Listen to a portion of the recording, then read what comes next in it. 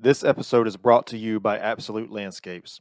Absolute Landscapes is a landscape maintenance company that focuses heavily on commercial property maintenance. Call today for information about the services we provide and how we can best help you. 803-427-5944. Yeah, but man, I'm really excited to talk to you. I know when we talked, what little bit I do remember from the initial call, it was we got into we were talking about the ice baths and this, all the therapy and stuff. So, if you want to introduce yourself and just kind of maybe say who you are and what you do and kind of what your professional background is, and we can go from there. Sure, absolutely. So, hey, everybody, thank you so much for listening today. And thank you so much, Cody, for having me. The way I like to introduce myself oftentimes is with my story and with a couple kind of learning points. So, one learning point that I have learned from my own personal process has been to really be a self advocate for yourself. So, my name's Dr. Diane Mueller. I have a background in naturopathic medicine. That's one of my doctorates, as well as acupuncture and Oriental medicine. And I got into that world when I got really sick and nobody could figure out what was going on. I had crazy, crazy symptoms such as pain so bad it felt like my legs were being sawed off.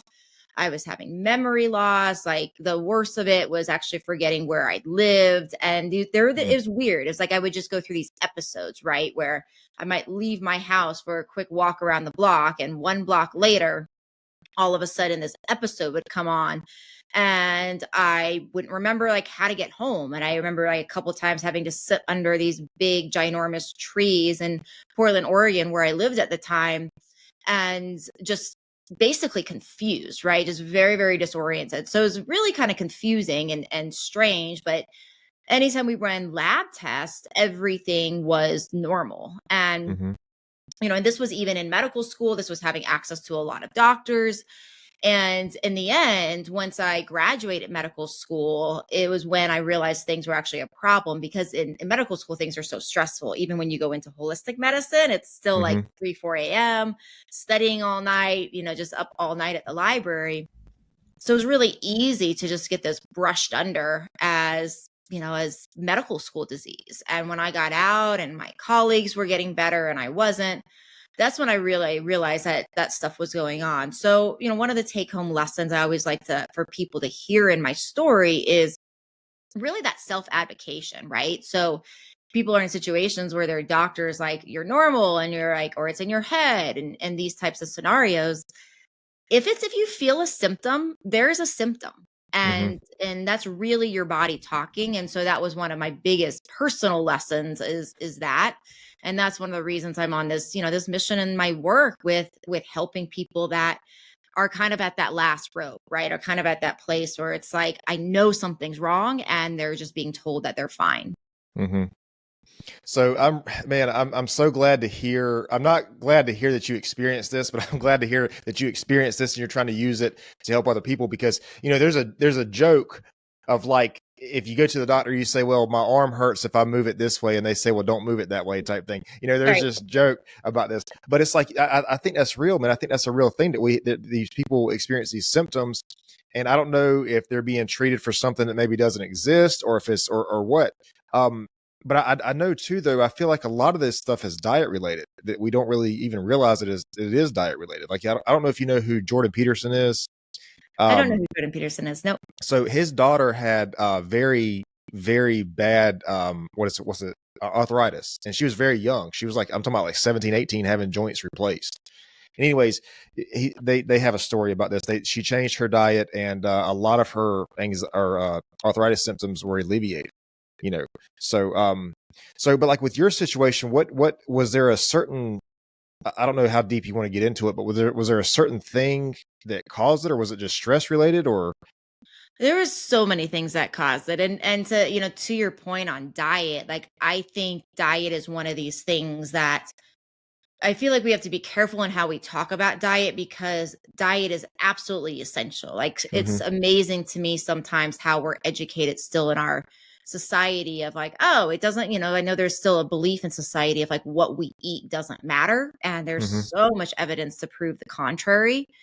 But so I think diet does matter. But oftentimes what I see too is people read online and they do a lot of research and they're like, they already are on a good diet. They're eating clean. There's, good quality fats. They're eating good macro ratios. They're eating organic, grass fed, they're eating really good quality food, getting all their micro and macronutrients and staying away from the inflammatory foods. And still there's a problem. And that's really, particularly what I'm speaking to. And most of the time I find, like an answer to your question, most of the time I find that because we're in this world where acute medicine is like one symptom is caused, or many symptoms can be caused by one root cause. So for example, we have a sore throat and a fever and we're feeling a little sick, and all of a sudden we realize we have strep throat.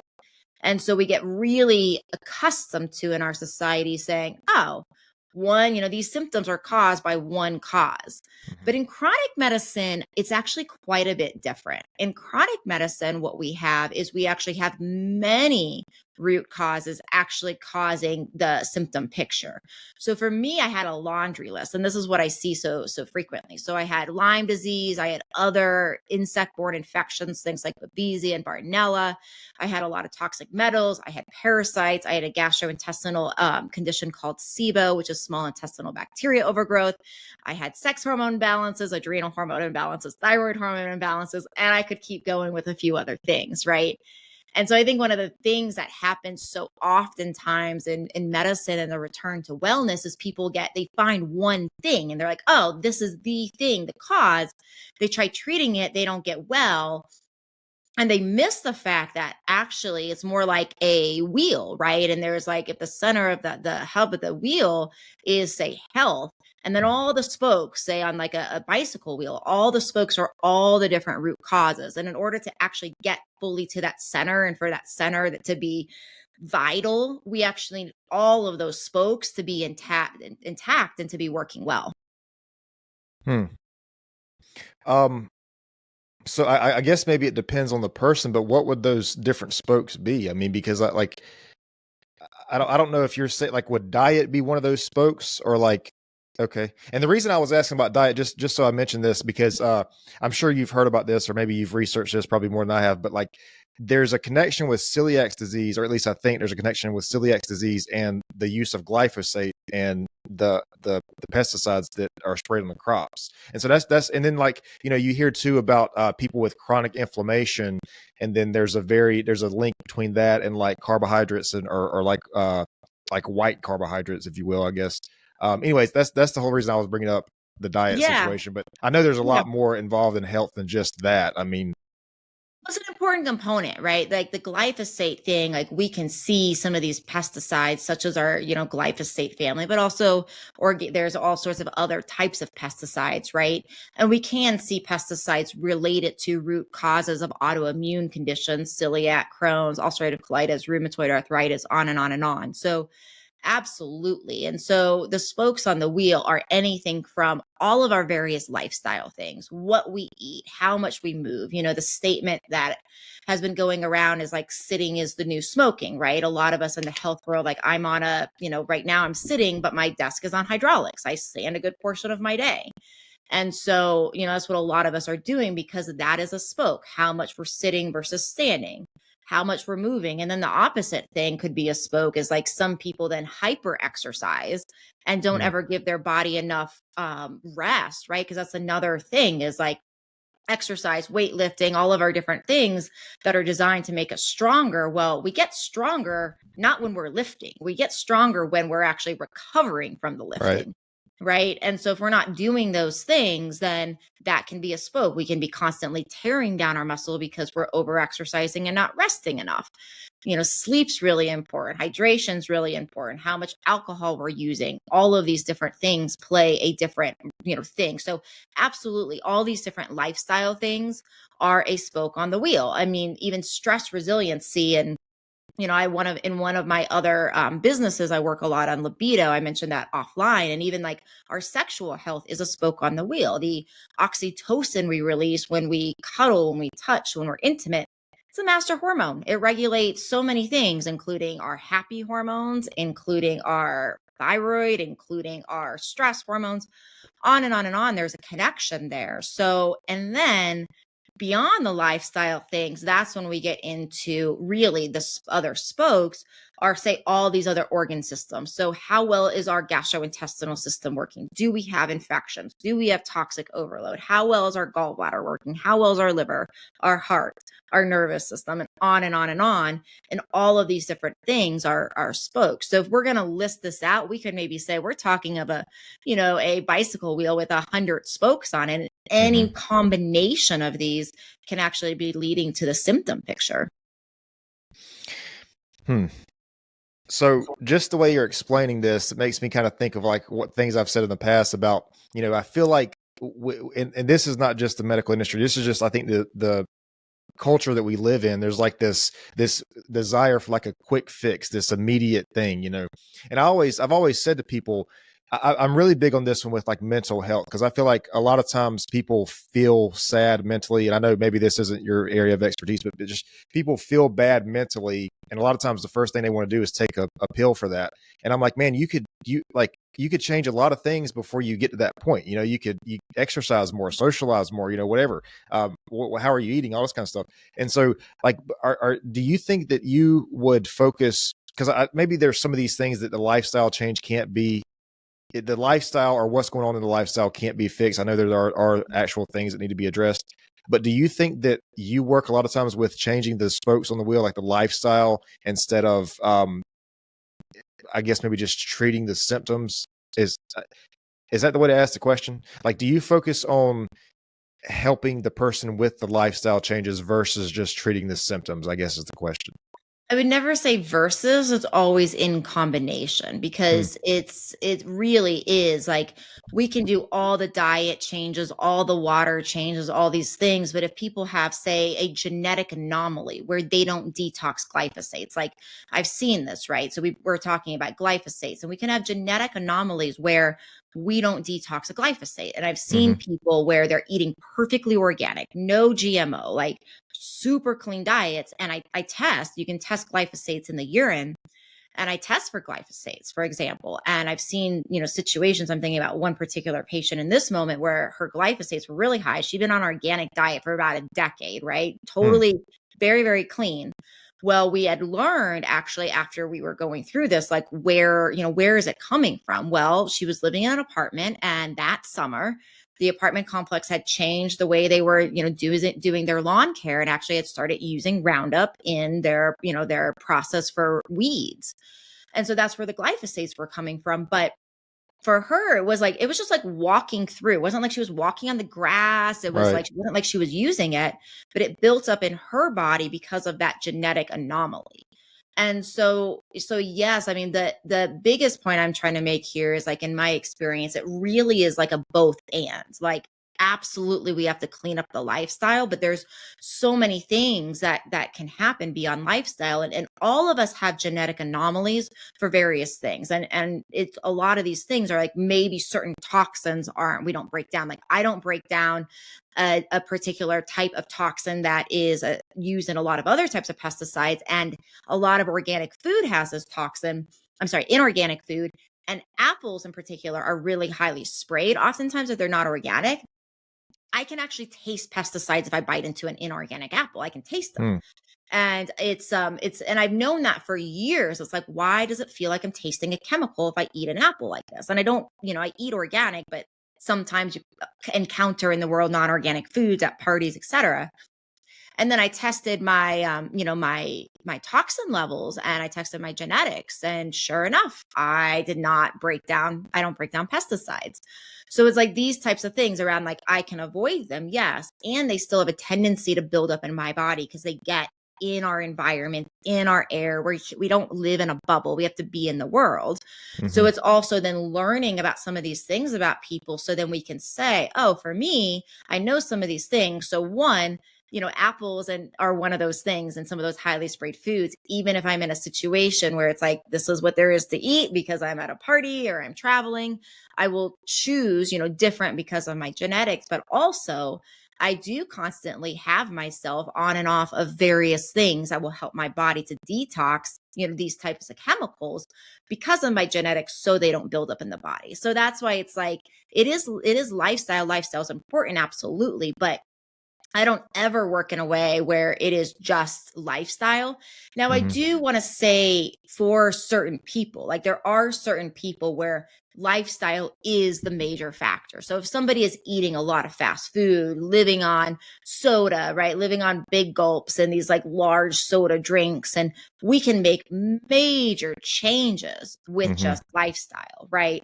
But oftentimes in those scenarios, oftentimes too, there's enough damage to the cells and the cellular function that people will get to a next level of health if we look beyond the lifestyle. We treat that, fix that, clean it up, all those things. But then we also say, well, what else could have been damaged organ system wise just because of some of those choices? So this makes me think of something. I read a book. The name of it is Superhuman, and I forget who the author is, but he was talking about basically. Yeah, it is. That might be Dave Asprey. Yeah. Yep. And he was talking about aging and kind of, basically the process of aging and eventual death and stuff. And he was like, most of the time, what it is like, it's these small little cuts that happen over life, and eventually it gets to the point where it ages you or you develop some, form of cancer or whatever. But it's like, you were talking about the environmental factors, like this lady just walking through just living in her apartment, basically. And I guess in a secondhand way, got exposed to these glyphosates. And it's like I feel like it's so hard to filter these environmental factors, man. Like, I mean, plastic, like, a plastic bottle or whatever. Almost all of our food these days is stored in plastic, and the microplastics. I think I would listen to Joe Rogan's podcast one time. They were talking about the average American, maybe not American, the average person consumes like so much of plastic in a year. And it's like, it's crazy how much we just consume just from the food. And I know plastic is terrible for the hormone system and that kind of, and over time it's probably not good, but it's just like, there's so much to filter, man. I know people, and I'm actually one of these people. I will not leave my cell phone next to a drink or food for an extended period of time because I feel like the 5G radiation from this thing that's coming off the phone, like if it's not good for you to have a phone up next to your head all day long, it can't be good to have it next to a water bottle that you're going to drink. I don't know. Maybe that's just my tinfoil hat coming out, but. I mean, it is an interesting thing, right? I mean, we do know like there is a level of imprinting that does happen with water, and some of the studies on water have shown that, right? The Diamoto studies around, okay, well, you write love on a jar of water and you write hate on a jar of water, and like what happens to the crystalline structure, right? So that's definitely interesting. And then even the world of homeopathy, and homeopathy is such an interesting part of, and it's an interesting treatment strategy. So homeopathy is one holistic modality. So one type of holistic care, you can look at it like acupuncture, herbal medicine, or anything like that. It's just a modality that is used in natural medicine. And with homeopathy, what they do to create these homeopathic substances that sometimes can be very, very impactful. I've seen probably some of the biggest cool impact on actual mental health. But what you do with homeopathy is you take something like an herb, you take a substance and you put a tiny little bit in water. You would do something called succuss, which is where you kind of hit it against your hand or hit it against something to kind of mix it up to actually change those water molecules. And then you take a small drop or two out of that and you put it in another jar of water. And you shake that up and you take a drop of that in another jar of water. It's called serial dilution, and you keep diluting it more and more and more and more and more. And eventually you dilute it so much that if you were to actually take that final water and actually look at it, there's no full molecule left of the original substance. And then you give somebody just a teeny tiny drop of that. And so what you're doing is essentially molecularly changing the water structure. And people have changes. People have changes in their body. People have changes in their mind. And, some people more profound than others. And I'm not an expert in this. This is not my area of expertise. I was trained in it, but you have to be really well studied in it to, I think, be effective at this. So it's not an area that I spend a lot of time in, but some of my colleagues do that have studied it much more than me. And it's profound. And so when you're talking about, 5G phones and the impact on water with your phone right there, it's like, I haven't done a personal study or seen a personal study on that, but is it like, your tin hat coming out, or do we have other evidence that our water is actually impacted by the world around us? Yeah. And at the same time, I also feel in like the tinfoil hat scenario, like we can't live in a bubble. Like I said, like, sometimes when sometimes when we talk about plastics, I see this in my patients. I had somebody this week that she had all these plastic residues, these plastic toxins shown up in her urine when we did a toxin test. And she's very sick, and we're trying to get all the toxins out because they're contributing to a lot of neurological issues. And she emails me back, and, basically the email made me realize, like, wow, I got to do a better job explaining this, because exactly what you're saying. It's like, she's like, well, how do I even eat? Because you can't even buy organic beef that is like, not surrounded by plastic. And so in the biggest thing, it's about knowing this stuff, about educating ourselves, like doing what we can to control as much as we can. And then it's like, our body is designed to detox. And like the microcuts you're talking about in the Superhuman book, like how I look at that is also being in the world around what we do is we say, okay, our body has mechanisms to detox, but we can only do that so fast. So we make as many good choices as possible. We filter our water. We try as much as possible not to drink out of those plastic water bottles, so that in the situations where we do encounter it, our body's actually set up to be able to break it down. So we control what we can so that our body can handle what we can't. Yeah, that makes a lot of sense. And I mean, the way I see it, man, like, yeah, the plastic might not be good for you in huge doses or maybe even long term, but it's like, okay, just the effects from a plastic bottle or whatever it is. Like, let's say I'm just making this up, but let's say that's equivalent to overeating of junk food, Okay, well, this water is going to serve me way better than eating junk food. So maybe I'll just limit the junk food, and then this will be one of my cuts. You know what I mean? Like, because I'll get much more out of the water than I will, the junk food. So if I'm going to be exposed to the toxin or, the environmental factor, at least the water is going to hydrate me. I hope, it's spring water. So hopefully it's going to be good. But, yeah, I don't know, man. I just I just feel like there's so much. So just kind of going back just for a second to the spokes on the wheel, because there's so many different things. I think we all can kind of understand the lifestyle changes, the environmental factors, that kind of thing. Are there tests that a person can do to see, as far as the detoxification stuff, as far as the I don't know if fibromyalgia, is that an immune thing or an inflammatory thing? I don't know what that's considered, but I mean, I'm sure there's tests that people can do for this. Yeah, the testing's a really, really important question, because what I like people to be aware of is, like, there's so many tests beyond what standard conventional medicine does. And, when we're talking about something like fibromyalgia, this is another area in testing where people get stuck. So fibromyalgia is an example of, there are a few things we can do, like muscle tests and those sorts of things for fibromyalgia. But some of the diagnosis for things like fibromyalgia is we do these tests to rule out all these other conditions. Mm-hmm. And then we can do some tests that are sort of indicative of fibromyalgia, but not perfectly diagnostic. And we get this diagnosis. Well, we oftentimes are trained that then when we have the diagnosis, we have a solution.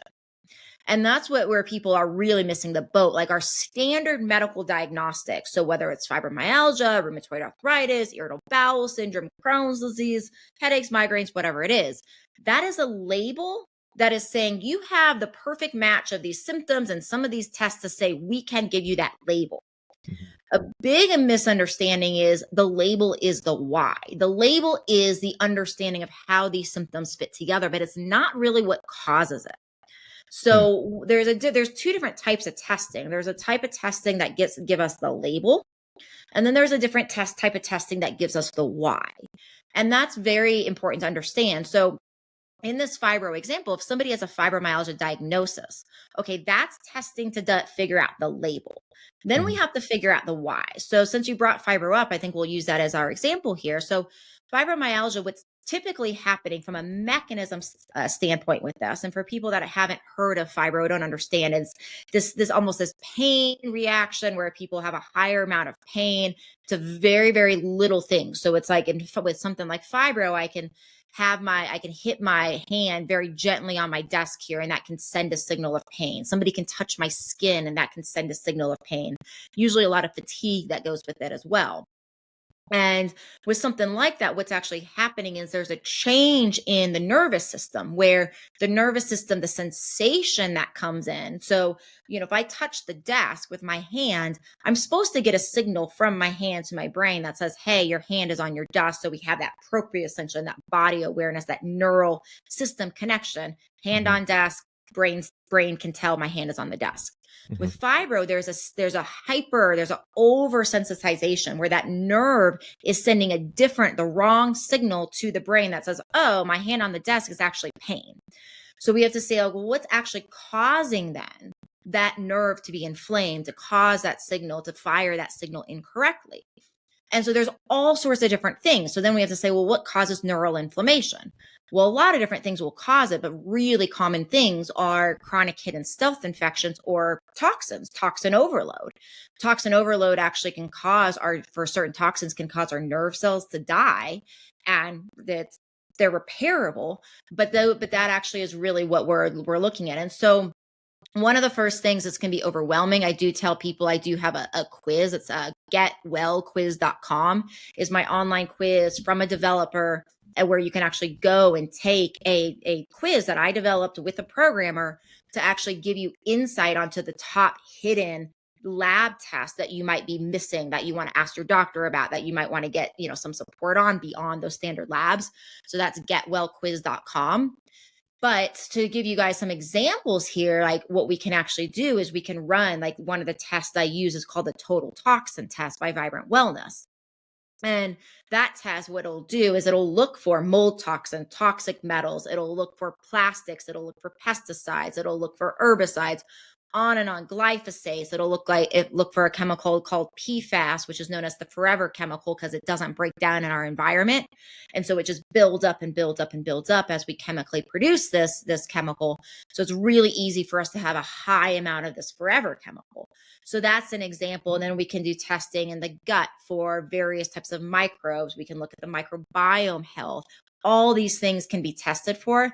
And like I said, when it's something like fibromyalgia, as well as any disease process, what we want to really figure out is the why. And what's most interesting, and why I use the spoke example with the wheel, is because we can have somebody, for example, let's say their hub of the spoke as far as like health is out of balance and is manifesting as a headache. And we have another person that their problem is fibromyalgia. And we have another person that their problem is rheumatoid. Well, if we're looking at the spokes, and each say we have 100 spokes and they're all root causes, somebody can have headaches, somebody can have fibromyalgia, somebody can have rheumatoid arthritis, and they could perhaps actually have all of the same root causes, all the same breaks in their spokes, but due to their genetics, it's manifesting as a headache, it's manifesting as rheumatoid.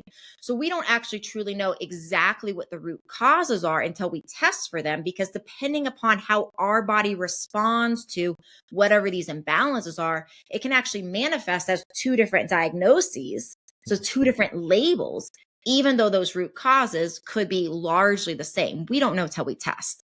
Yeah. Okay, so I'm hang on just a second. I'm sorry. Hang on. Okay, so this is really I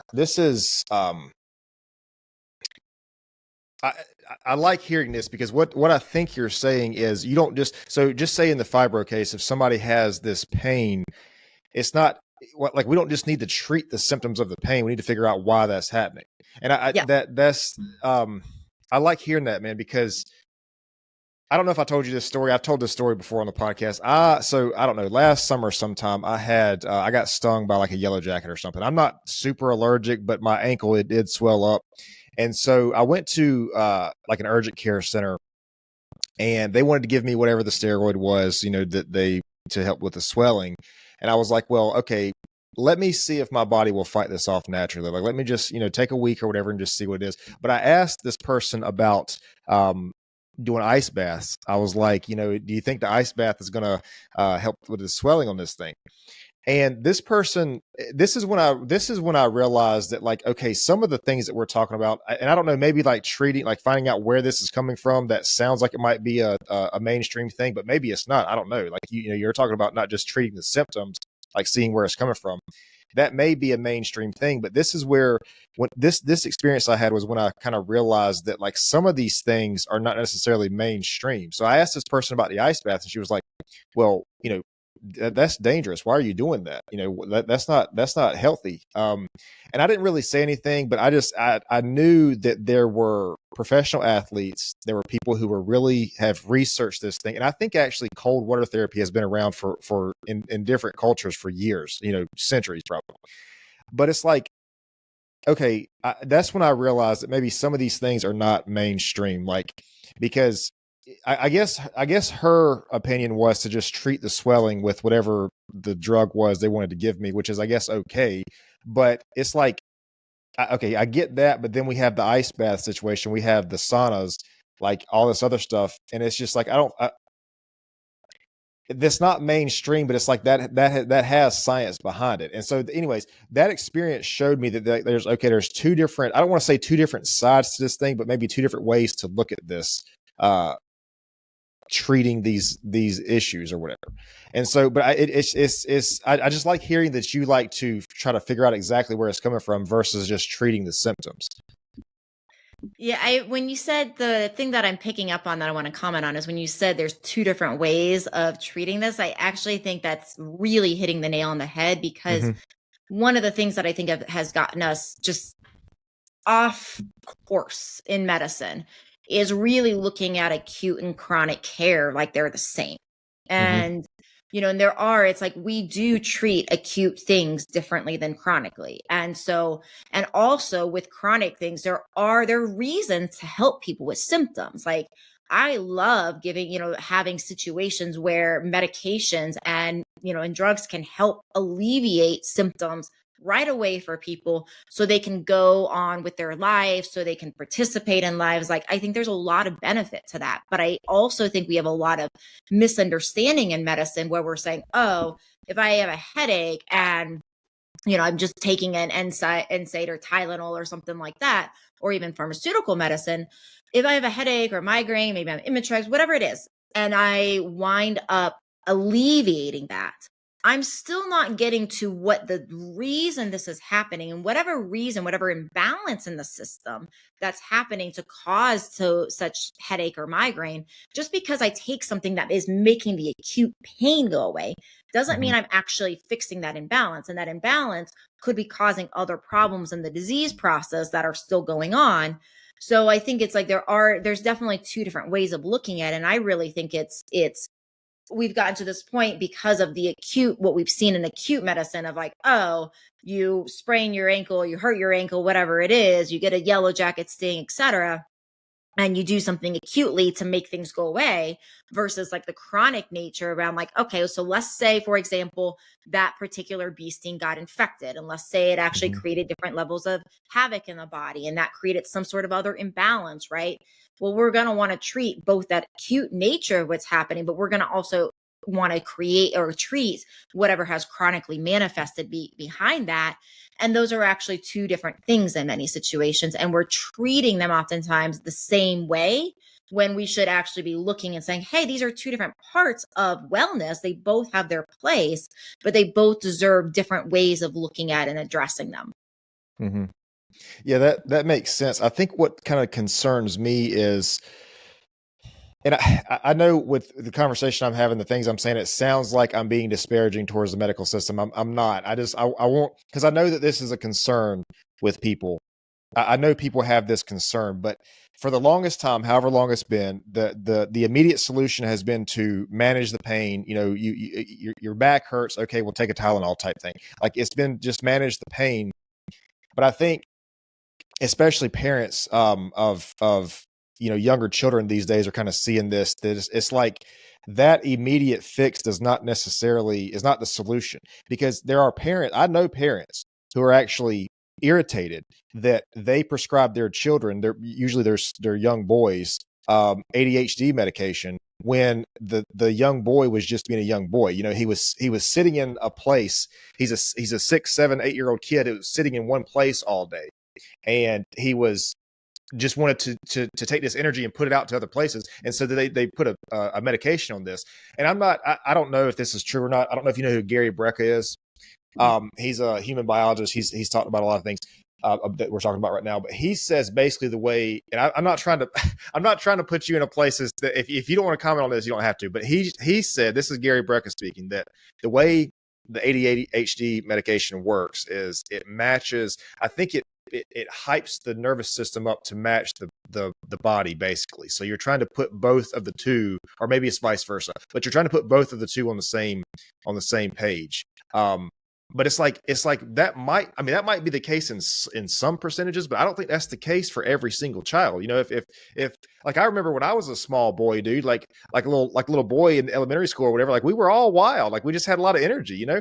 And so, but my concern is that people with this sort of philosophy, people will lose faith in the traditional, in quotes, medical system. And that's obviously not a good thing. So I guess this is a long way to say that I appreciate the way you look at this, because it's comforting to know that you're trying to find out the root cause of this thing, which sounds like it would be the default goal in medicine. But I think unfortunately a lot of people just have not had that experience, you know. Yeah. I mean, and I think it just comes down to the way that the medical model has developed. You know, it's like anything else in society. Things are always changing and morphing, and where we're at in this current, place in society with medicine is just this kind of mixing of chronic and acute, like they're the same. So, in your ADHD example, like to me, that comes down to like the same question, essentially. It's like, okay, what brings us to why? Why is this happening? And I've seen in some children, I've seen ADHD and all sorts of behavioral type of disorders actually coming from Lyme disease. I've seen it coming from other types of chronic hidden infections as well. And I've seen it's like, okay, treating somebody for Lyme disease and all of a sudden ticks go away, or all of a sudden these like obsessive types of tendencies go away, or, things like attention disorders. And what's interesting is I work in Colorado, and like a friend of mine just sent me another article that came out this morning. We're seeing articles like this all the time around like, okay, well, there's no Lyme disease in Colorado. Well, I'm testing people for Lyme disease. It's coming up positive, and I'm treating them. And in situations like these children, I'm seeing children that have major problems in school all of a sudden behave, well. And that's not saying that Lyme disease is the cause every time. Of course not. Nothing is. But, this is what I think is happening is we're not fully testing for things because we don't understand like that some of these conditions are actually much more endemic or to more places than we actually realize. So yes, sometimes those medications can work. And I do think we need to have all tools in the toolbox. But I just think, even if they do work, it still brings us to a standpoint of like, okay, well, why is the nervous system functioning at that frequency anyways? And how can we help our children become more balanced so that these medications do, it sometimes serve in the meantime, but they're not necessarily the thing that we are using forever. We're also using them the way they're meant to be used. And then also figuring out, okay, what's going on behind this? How can we figure out the why? Mm-hmm. So Lyme disease, that comes from an insect. Is that right? Like an insect bite or something? Yeah, I appreciate that you say it that way because I'm not sure. it is. Well, the reason I appreciate that you say it that way is because most people say Lyme disease and they say tick as the insect. And ticks, in particular, deer ticks, are the most common ways of transmitting Lyme. But there are limited studies that are also showing that mosquitoes and fleas may even be carrying Lyme disease, right? So there's still a lot more research that truly needs to go on in order to learn all the different ways this is spreading. But one of the things we even see is that songbirds, for example, like so Lyme disease was found in Lyme, Connecticut. So that's why and there are a lot more cases. I do agree that there's a ton more cases in those New England states of the United States, but we're actually seeing that songbirds will carry the larvae of infected ticks. And so these ticks are infected, the larvae is infected with Lyme, these songbirds fly, and this is totally gross. But as these birds defecate on the earth, they're actually like dropping infected ticks with Lyme disease. And so that's one way we know that it's actually spreading around. And so because of that, it is spreading. And one of the other big problems with Lyme, like a lot of times when people hear about Lyme, they think of like what is classically talked about, which is, hey, this bullseye target lesion type of rash, right? That people are expecting to have. Well, only about a third of people actually get that rash. And what can actually happen with Lyme is it's kind of an organism that's actually very similar to syphilis. So it has these stages, like we started learning about syphilis when syphilis came out. And essentially with those stages, if people make it past stage 1, which can look like the flu, it can just like kind of clear on its own, then it can go dormant. And basically in the later stages, it doesn't look like the early stages, just like syphilis, it gets into our nerves. And so we can see all sorts of widespread neurological problems, chronic fatigue, migraines, chronic migrating pain, on and on and on. And oftentimes it gets misdiagnosed as rheumatoid arthritis or something else because nobody is thinking about Lyme because we're not yet thinking about Lyme in chronic stages. But I see it. I see it in kids. I see it in adults. I certainly don't see it in everybody. I don't see anything in everybody, but it does need to be on our radar as like something that anytime we're having chronic disease type of symptoms, we can't figure out why, it definitely needs to be on our radar as a possible cause. The reason I was asking, because you said there was a somewhat of a correlation between the ADHD type symptoms and the Lyme disease. And I was just thinking, I'm fortunate enough to still be from the generation that we spent as children. We spent a lot of time outdoors.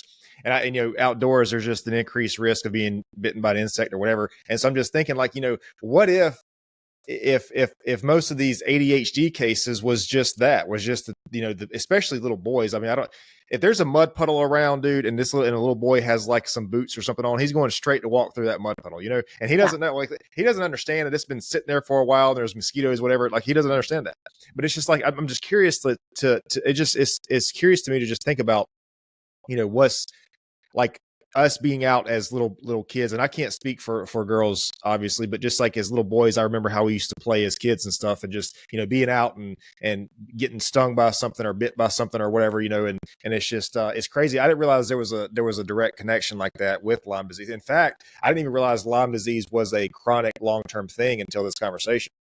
Yeah. And a lot of people don't. And it's because of this, we just think of it as this acute thing and it goes away. And we kind of think of it as no big deal. But, I look at it, and I was actually having a conversation with a colleague this week about this, looking at it more in some ways, almost like how we can get, those of us that are old enough to live in the chickenpox generation, how like we get chickenpox as kids and then we can get shingles as adults, right? Because all of a sudden that chickenpox virus, that varicella virus goes dormant.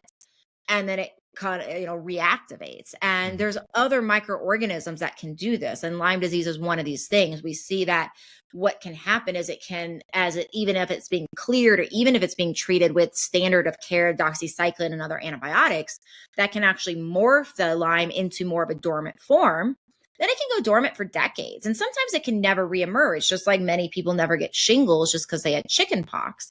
But for some people, when they go through stress or when they are subjected to, various toxic loads, all the different things we're talking about, some of those types of things, those stressors on the bodies, just like stress can be the thing that activates shingles, herpes, those sorts of things. Similar with something like Lyme, we can get the stress and something that was dormant, that was, this form of it was just this kind of dormant form, not doing any activity, person's perfectly healthy, and then all of a sudden a stress comes and reactivates, just like those other microorganisms. So it's very similar in some ways to any other disease process that we know that like goes dormant and then all of a sudden can reemerge in some people. So stress can be an activator of like a underlying disease? Yeah, a few different things. Like it can be an activator of things that are dormant. So we see like mono, right? Epstein-Barr or CMV are two viruses that can cause mono. And we see that those kind of things can go dormant and reemerge. We know that for like herpes viruses. So we have oral herpes, we have genital herpes. Oral herpes are sometimes cold sores, right? And so for anybody that has cold sores, they know that, oh my gosh, the moment they get stressed is one thing that will make their cold sores come out. And so, oftentimes people are on antivirals to help their body just continually to manage that viral load so that if they go under stress, that doesn't actually occur. But we see that all the time in a variety of different, manifestations, that stress can actually wake up those types of, infections. And when we're back to our, wheel spoke example, that's another thing is like, when we're saying lifestyle, some of the impact of lifestyle is keeping our body more stress resilient so that we don't do these sorts of things. But if we have, this is where it becomes more than lifestyle, because yes, we want to find ways of being more resilient, manage our stress more in more healthy ways. And if we do go through that stress and we do have this, some of these infections, say, wake up from hiding, we don't want to just like manage that stress and support the adrenals and all that. We do want to do those things. But now we have a subsequent thing of managing these infections and putting them back into dormancy that we're probably not going to feel well if we don't do both. So, okay, so this really makes me think, because does it matter how the person, I mean, I'm sure it matters how the person perceives the stressor, like if it's something that actually stresses them out. But I say all the time, so like the gym for me is like a pretty good thing. I think it's a good idea for a lot of people if they're feeling tired or like overworked or whatever, to avoid any sort of additional strenuous activity. But I know for me, like I feel like the gym a lot of times, unless I have a very physically demanding day, a lot of times the gym is like a way to recharge for me.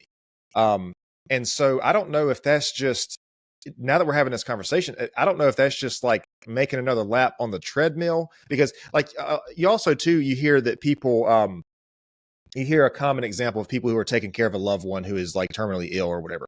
Okay. And the person, they're doing all these things, they're taking care of this person, they're there, and then the person passes away, and then this person gets sick, or, this person gets ill themselves, because I guess their body was just in fight or flight so long that it was just prolonging whatever was going on with them.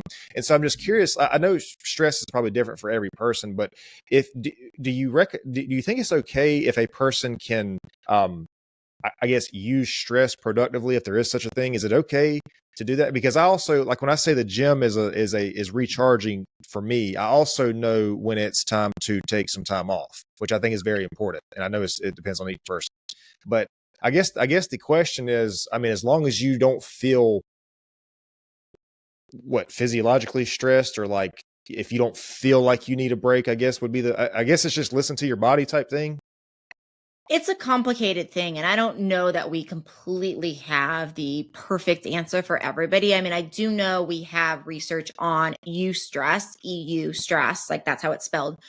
And eustress is essentially good stress. So it's a type of almost like this hermetic stress on the body, that the body will actually go through the stress and become stronger afterwards. And so exercise is a eustress. It's a good stress. It's a type of stress that like actually is making the body better afterwards. And this is like another thing that sometimes comes up in the debate on food, where we see like the plant-based diet and the carnivore diet. And the carnivore diet, people are like, well, all of these plants, we don't, they can be hard on the digestion. There's a lot of lectins, there's oxalates, there's all these chemicals. And so that's one of the arguments I hear in the carnivore world against the plant-based world. But the plant-based world will come back and say, okay, well, some of those, those things that we're talking about that maybe can be stressful on the body, it's perhaps that they're actually creating a eustress, a good stress.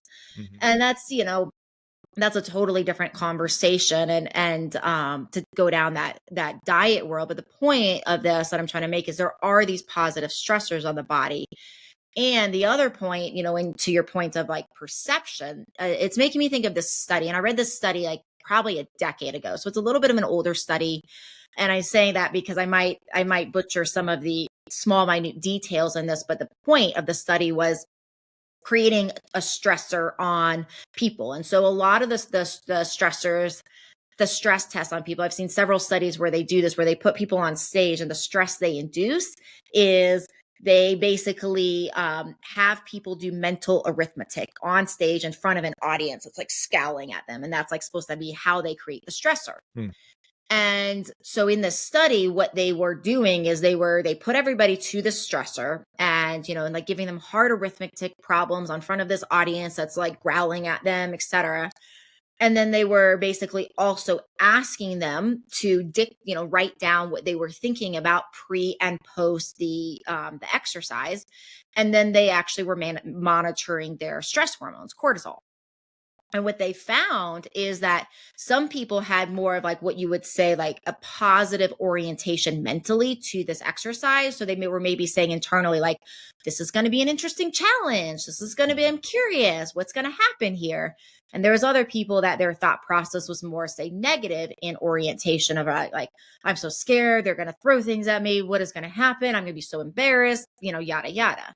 And what they found is a direct correlation in the hormones based upon the perception. So if somebody like had a perception of the same exercise in a more positive light, they had less of the stress hormone impact versus, hey, if they had the negative thing. And actually the other thing I'm remembering about the study is it was more of a so cortisol, our stress hormone, what is supposed to happen is in a normal healthy stress response, we get a little bit of the stress hormone coming up, and then after the stressor is over, then the cortisol re-regulates and our body is just like normalized. So it's like that's like a healthy stress response. We get into trouble when our cortisol elevates and our body gets dysregulated and we can't bring ourselves down.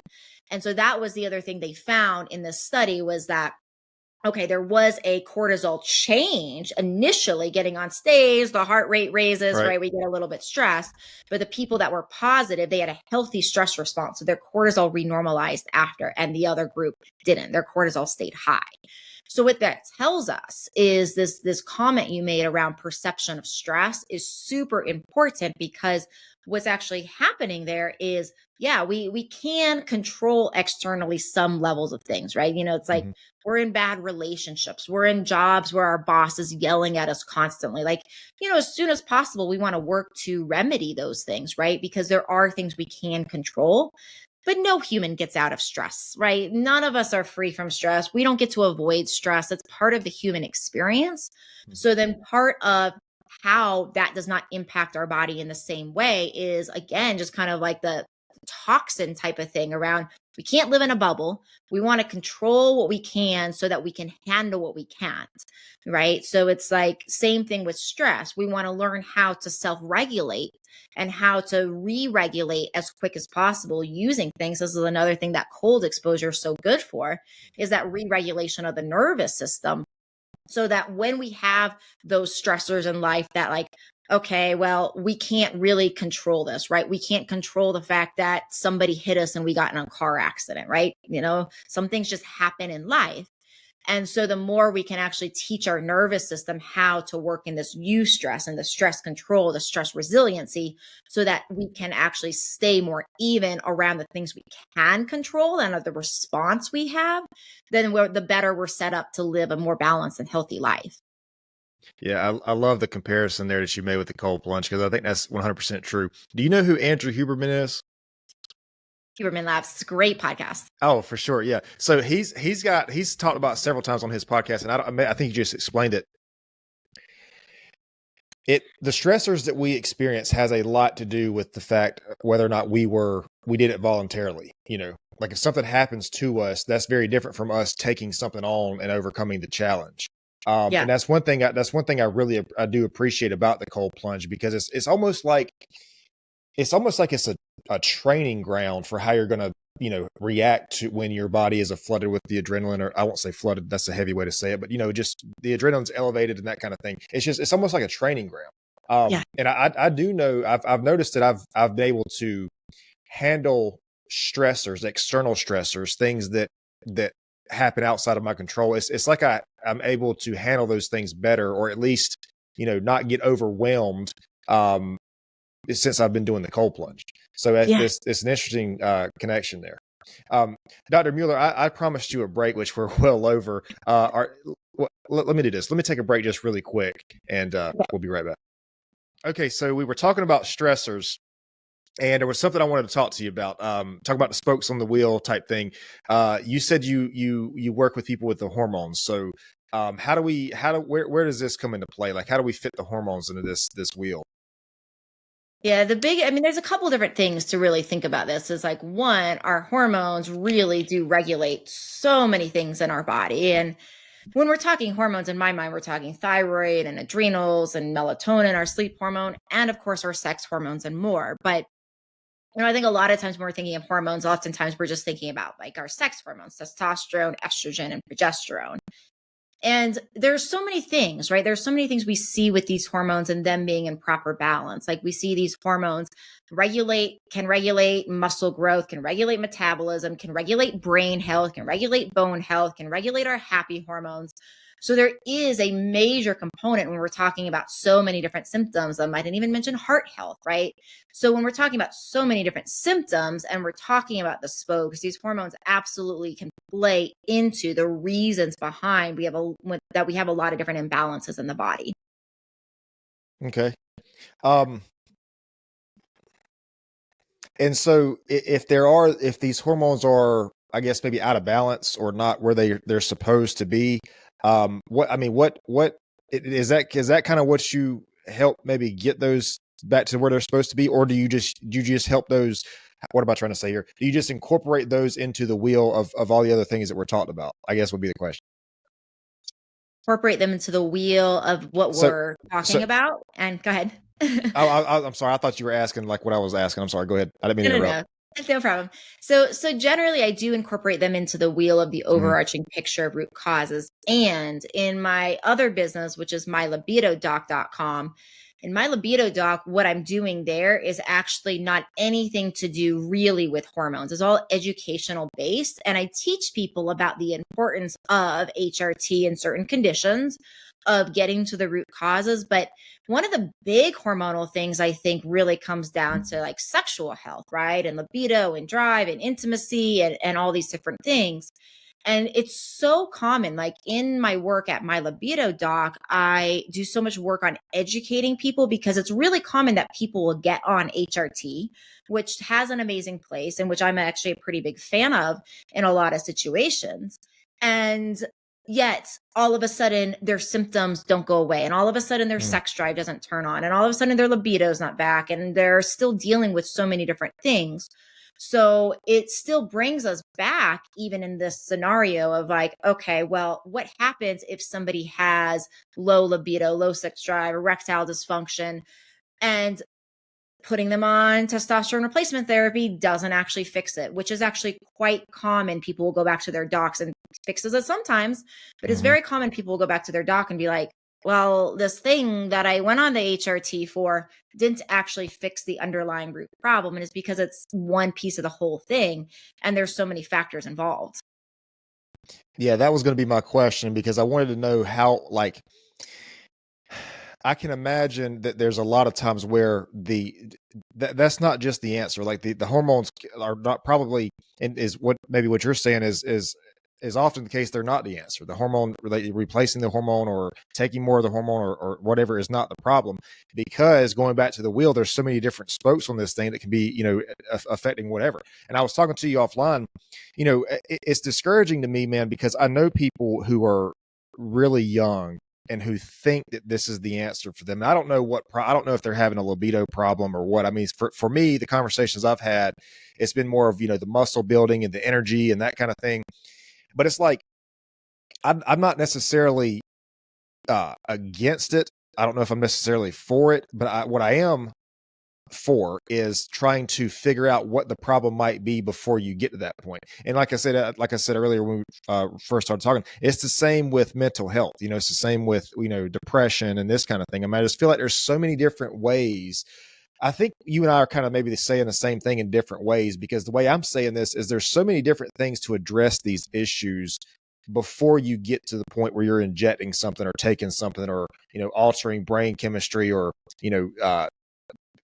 I don't even know the extent of injecting anabolic steroids, but I know there's a lot of things you have to do to make sure that everything, like, it's not just taking testosterone, because if you do, it's going to, I'm pretty sure the way it works is it tanks your estrogen if it's not the proper ratios or whatever. So it's not just like there's a balance that's got to be done with that. Like, that's not a simple process like I think people think it is. But yeah, I don't know, man. I appreciate you looking at this thing from I think from a different angle is the way to say it, because you're not necessarily just saying, oh, let's just slap a label on this thing and treat the symptoms, because I feel like that's something that's so common these days. Like, it's so common to get that, and not just from the medical industry. This is from everybody, just this overnight quick fix, this immediate thing that's happened right now. Like, I feel like if a person wants to be great in their life in 2024, they need to, there's many things, but one of the things they can do is delay gratification, is learn how to delay gratification, is master the art. And it does seem like it's an art these days of postponing that gratification to a later date for a bigger purpose, because it's like it's a cultural thing at this point to want an overnight thing. I was just talking to a guy, serial entrepreneur, and this is almost like it's almost like an epidemic, man, because we have people like I was telling you on the break, you go on social media, you see the guy with the sports car or whatever it is, and it seems like it's been an overnight thing, but you don't see that he was in business, for 20 years, 30 years, 15 years before that, So I don't know. I guess the overnight success, immediate gratification thing, that's probably a whole nother, I don't want to say illness, because that's a heavy way to say it, but it's getting to that point, I think. Yeah, I might ruffle some feathers with what I'm about to say here. So hopefully I don't, but I might, which is, somebody told me a long time ago that one way of defining maturity was delayed gratification. Like, the definition of maturity is delayed gratification. And I've actually used that a lot of times as like almost like a personal motivation, where it's like, oh, if I want something, I can't have it now. It's actually been a really helpful mantra for me to be like, okay, the definition of maturity, and I'm a mature woman, the definition of maturity is delayed gratification. So I can wait, and this can take time, and I'm good with that. Because it can be a hard thing. So then the conversation is like, I think if we're getting to the root cause then of this conversation, it's like, still brings us to like, okay, well, why is this, right? Why is this that delayed gratification is so hard? And so much of it, I do think, from a standpoint of societal programming, especially with the age of electronics and how everything is at our fingertips and it's fast, it's actually training us more and more and more as humans not to have to wait for things. So it can be shocking to us if we're not taught how to do this. And, from that standpoint, where I do think there is a level of societal contributing to this particular situation, I do think, while this conversation might ruffle feathers, I think the important thing to understand for everybody is like, there is an element where, as humans, we're not at fault, but we also have responsibility. Like, if we haven't been taught how to work with delayed gratification, if we haven't been taught this, then, well, how would we know? Like, okay, but then the point of having these conversations is like, okay, well, how do we actually learn, now that we're having these conversations, that there is some benefit of delayed gratification? How do we actually learn to restructure our mind? And for me, like I said, that whole thing that was told to me as probably a child, that the definition of maturity is delayed gratification, whether or not people believe that or not, it's actually been a really helpful mantra for me to, internally say, if I have to, do something that's like, I want this now, but I can't have it. Okay, that's a helpful thing for me to help me work hard, to help my nervous system stay calm, to help me stay focused to my goals when I can't have them right away. Yeah, I think that's a really good way to say it. I do think that makes a lot of sense, that maturity is defined that way. Yeah. And I think that, like, I think anytime you have a thing, whether that's a career or a certain amount of money or a lifestyle, a partner or family or whatever it is, like, one of the main reasons you want these things is because it's hard to attain. It's hard to get. That's what makes it valuable. And if it's like, if you could just get these things overnight, like if you could just go get a medical career overnight and not have to, not have to struggle and like really put effort into this thing to get this thing, like it wouldn't even be valuable to you, because everybody could get it, and then it just would be a thing. And so, like, it being hard to get is one of the things that makes you want these things to begin with. And it's just like, if we take that out of the process, if we take the process of getting this thing or becoming the person who can do this thing or building this thing, if we take that away and we just have the end goal. I mean, you see this, I use this example a lot. You see this with the lottery a lot of times. People go out and they win $100 million and they've never had, $500 in their bank account. And it's like the average person just cannot handle $100 million, especially if you just win it overnight. You don't become like Elon Musk and all these billionaire guys. Like, they went through the process of losing millions of dollars and then again making it back, and they became the person who can handle these types of funds. But if you skip the process and go directly to the end result, like you're not the person who is able to handle that. I don't know how else to say it. That's why so this bracelet, I'm wearing a bracelet right here, and it says the journey is the prize. Like, yeah. I think the journey along the thing is like one of the most valuable things. Like, if it's, because you have to think about this, man. If you're trying to build a career, or if you're trying to find a certain partner or whatever it is, like, you're going to become a person in the process of that. And like that, I think that's actually more valuable than the goal itself. I think who you become along the way is more valuable than the goal itself, because you could lose that relationship, you could lose that career, you could lose that business, but you are that person. Like, you're the person who was able to build those things and attain those things and maintain those things. And that's something that can't be taken away from. Yeah. And I relate to that. I change like the personal ways I try to program my brain all the time. And my current mantra that I say every night, last thing I go to bed, repeat this as I'm falling to sleep. First thing I say in the morning as I'm coming out of sleep is 3 things: stay strong, help people, enjoy the day. And the enjoy the day component is exactly what it is. It's like I'm really working to program my brain over and over again that whatever happens today, no matter if I'm not where I want to be, that the process of the day, that what I'm doing in the world is enjoyable, that I'm going to help people. I'm going to enjoy the ride. I'm going to enjoy the process throughout I do it.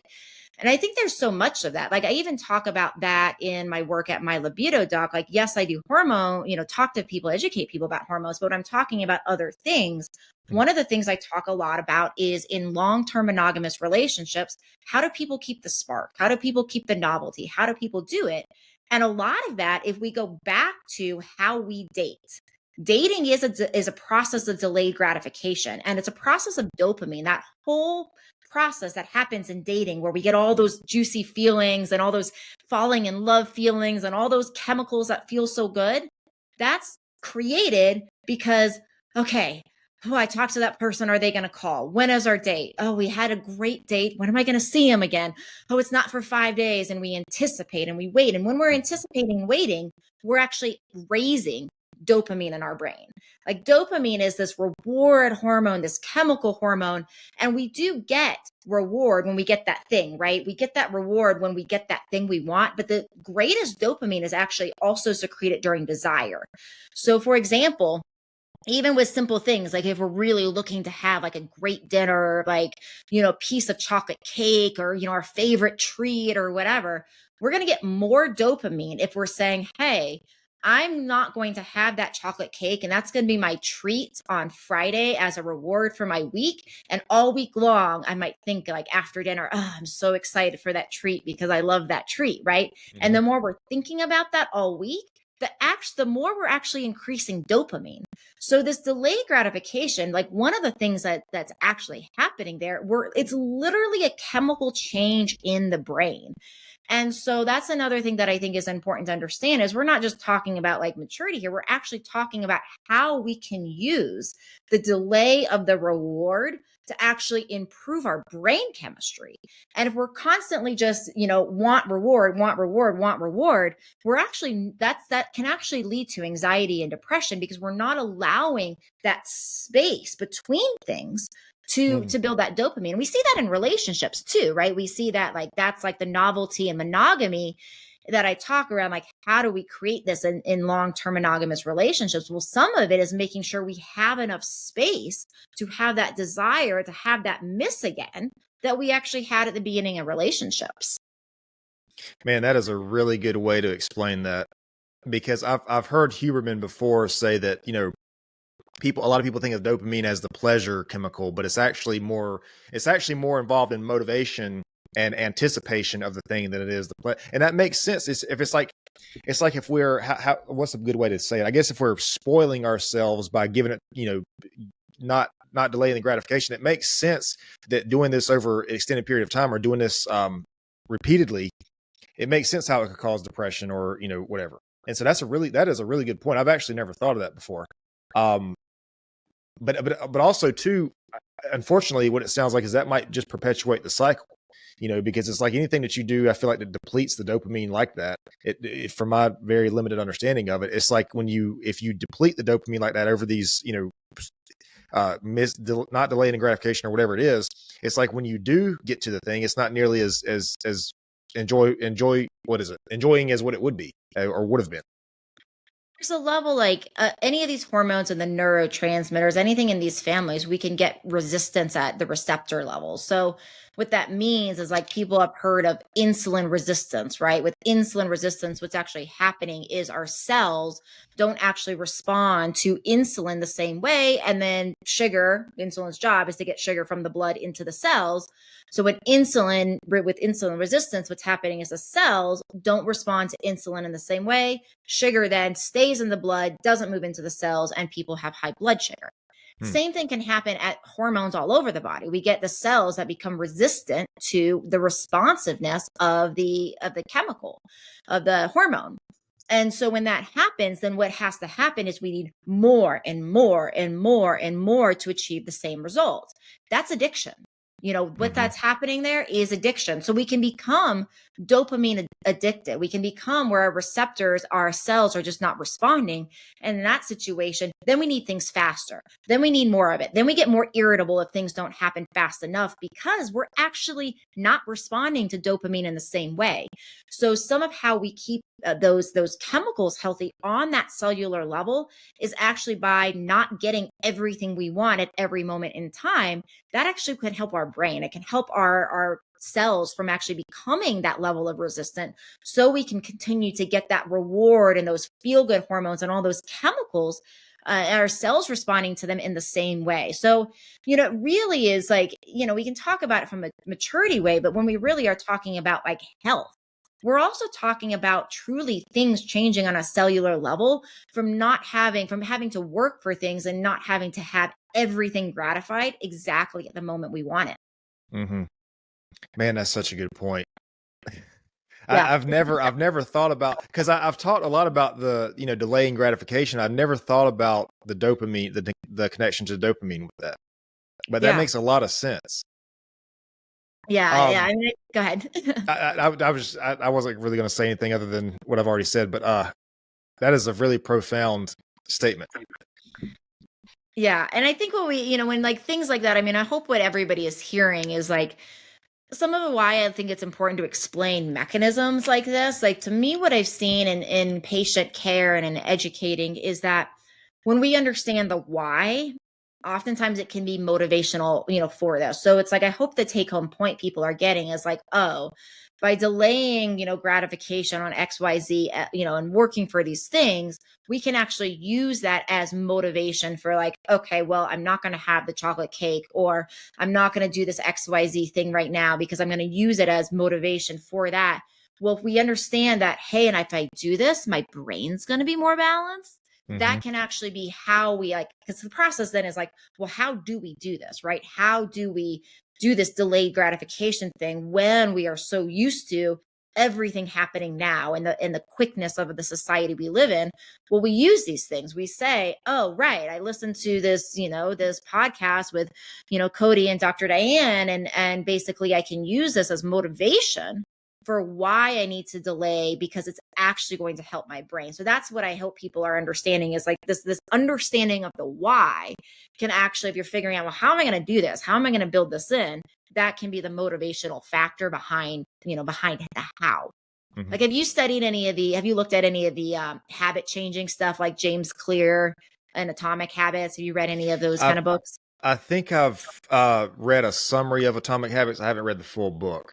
Okay.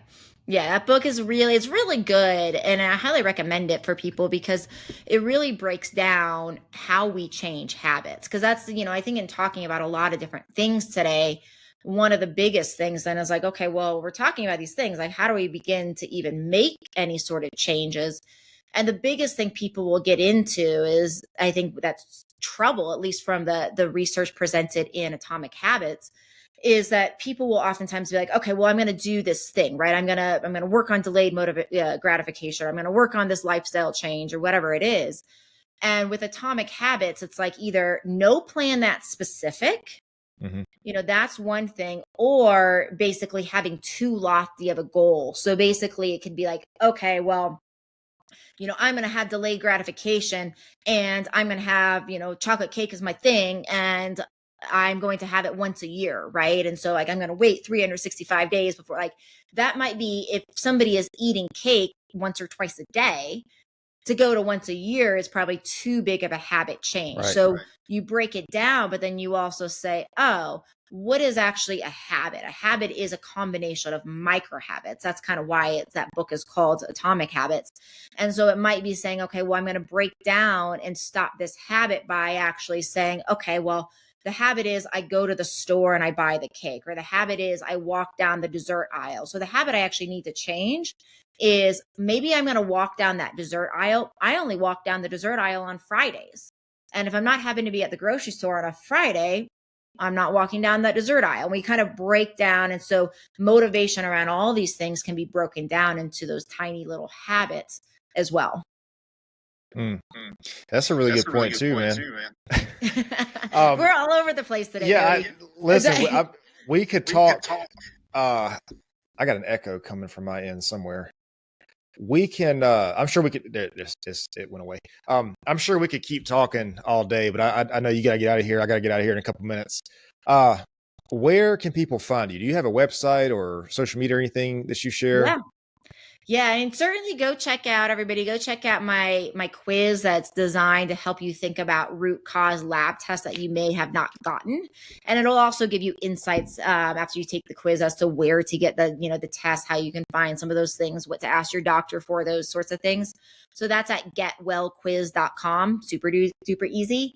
And then my chronic illness practice is super easy as well. It's my Lyme doc. I always tell people it is spelled Lyme, like the infection, not like the fruit. I am not a fruit doc.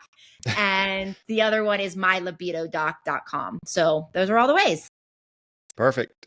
So I have one last question that I kind of ask everybody before we close, and this just kind of sticks to the theme of wisdom.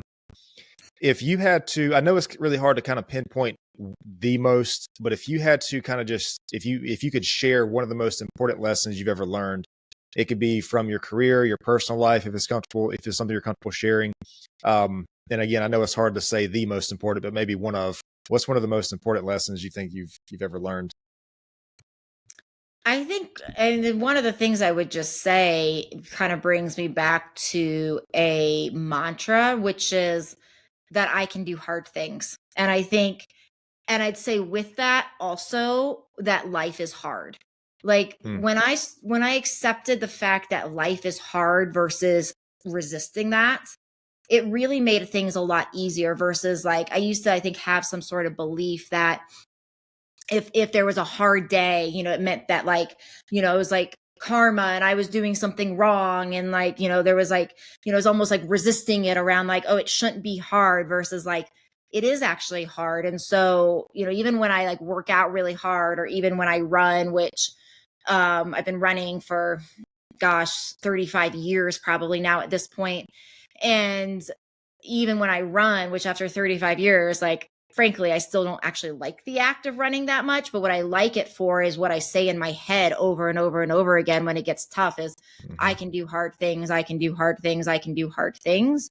And I think once I started realizing that there are days that are just going to be hard, and that's just part of human existence. And instead of looking at that as trying to avoid them, but figuring out like how I can embrace them. And it doesn't mean I'm doing something wrong, and I'm strong enough to get through those, and I'm strong enough to work through those. And there's always an answer. And once I started realizing that, that life is hard sometimes, I really feel like it just changed my whole attitude on how I deal with and work with those hard times. Man, that is an incredible answer. That is a really good answer, because I think a lot of times we look at people and we see somebody, somebody who's educated, somebody who's has a great career, who's obviously intelligent in what they're doing, and we just assume that these things are easy for this person. We look at the athlete or whatever, we just assume that it's easy for them to perform that way. And what that does, I think, is it limits people. It puts a limitation on the person who's making that observation, because it says, oh, well, it's just easy for them to do. It's hard for me to do. It must not be for me. But to hear you say this, and to say that, you also have hard days, you have things that you don't want to do, that you basically force yourself to do. I think it sounds backwards, but I think it's actually encouraging for people to hear that, because it makes them see that, hey, like you said, this is a hard thing to do. Like, it's not like it might look easy for these people. And if these people are not honest, maybe they'll tell you that it's easy, but it's actually difficult. Like, it's difficult. And so it's supposed to be difficult. And if I do it and it's difficult, that doesn't mean it's not for me. That just means it is difficult. Yes. I'll make one last connection, but I know that you've probably heard this before, but I learned this from Huberman, and I think this is a good way to bring this in, the anterior mid-cingulate cortex. Huberman refers to this as the discipline muscle, because he did a show. I don't know if you know who David Goggins is. He's the ex-Navy SEAL.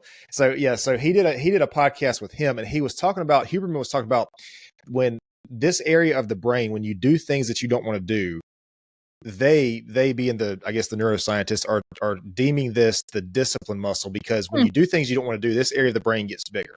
And so people who have a bigger area of this brain, they tend to be healthier, they tend to live longer. These people who are just kind of like, it's crazy that this is like the part of the brain that is I don't know if it's activated, but it gets bigger when you do things that you don't want to do. So there's so now that we're talking about health, there's a connection here with the brain structure. If you like Huberman, go check out his episode with David Goggins. They talked a lot about that on there. I will. Thank you. That's a really cool piece of information. I'm glad to know that. For sure. Listen, Dr. Mueller, I appreciate your time. I got to get out of here in a couple minutes. I'm going to stop the video. Let me explain to you about the upload and all that good stuff. But definitely appreciate your time. Appreciate your insight. And I'll let you know as soon as all this comes out. But let me just hang out for just a second. I appreciate it there. All right. Thank you, everybody. Hey, guys, I appreciate you tuning in today. If you enjoyed this episode, you can find more content at Pure Wisdom Podcast. This is on Facebook, Instagram, Rumble, TikTok, YouTube, Spotify, Amazon Music, and Apple and Google Podcasts. There you can like, share, subscribe, and we will see you next time.